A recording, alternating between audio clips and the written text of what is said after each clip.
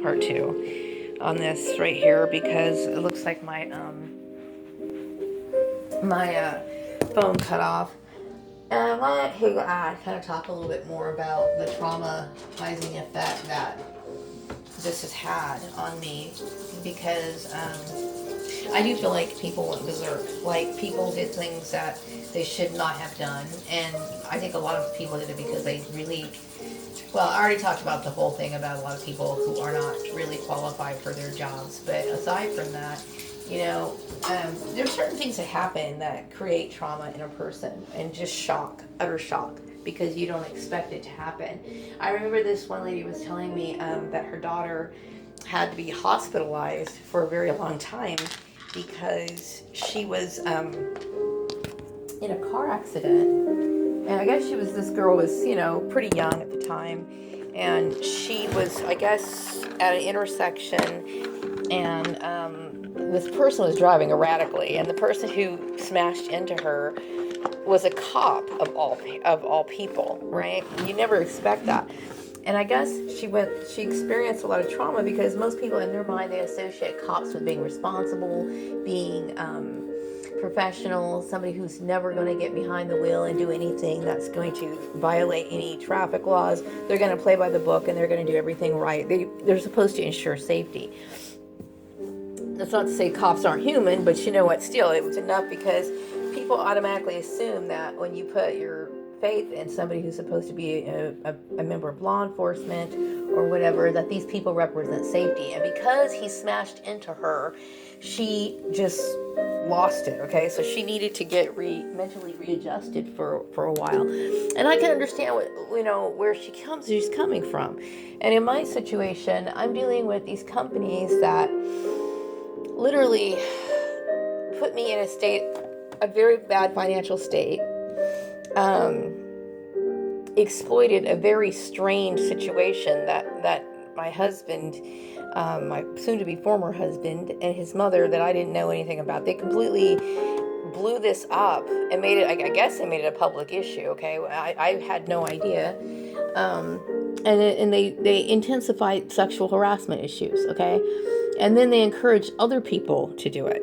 Okay. Now, I don't know if this is directly. Okay. I'm trying to put the Facebook connection thing. And then they had the whole Facebook thing on here. And I myself, because I have always played by the book and always believed that, and understood that the reason why we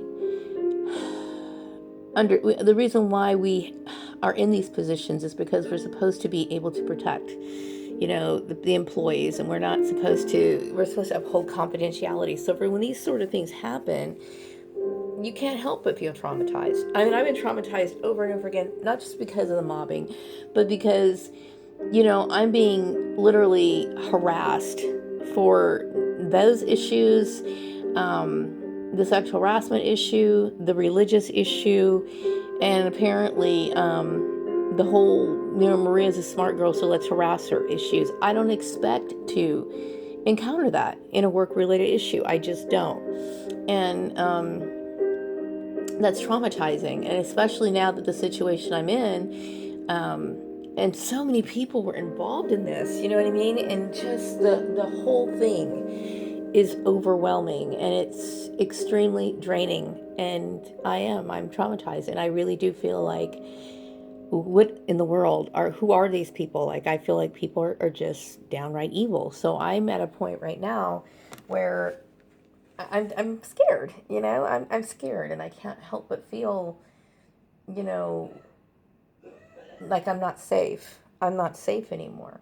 And that is terrifying. I mean, why would somebody do that? And taking issues that are really, they don't belong in the workplace. They just don't.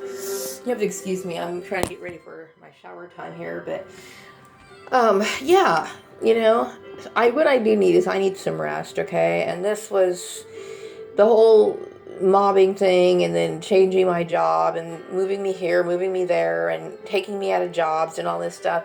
I see people differently, okay? I mean, I'm already shocked because my family never thought enough of me to care about my well-being, okay? They never cared enough to allow me to provide a decent home for my son because my sister was jealous and she was stalking me all these years, okay?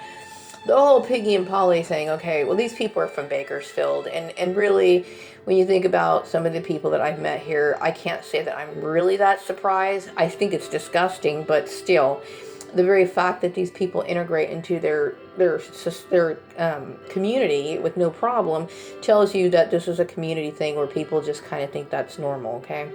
I think it's disgusting, but I guess I'm over it. I don't care. I think that's my last of my concern.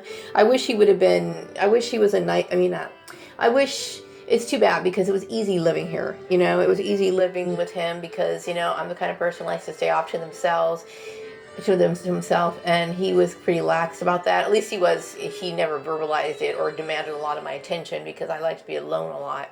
So when it comes to, you know, being able to cohabitate with somebody, it was pretty easy.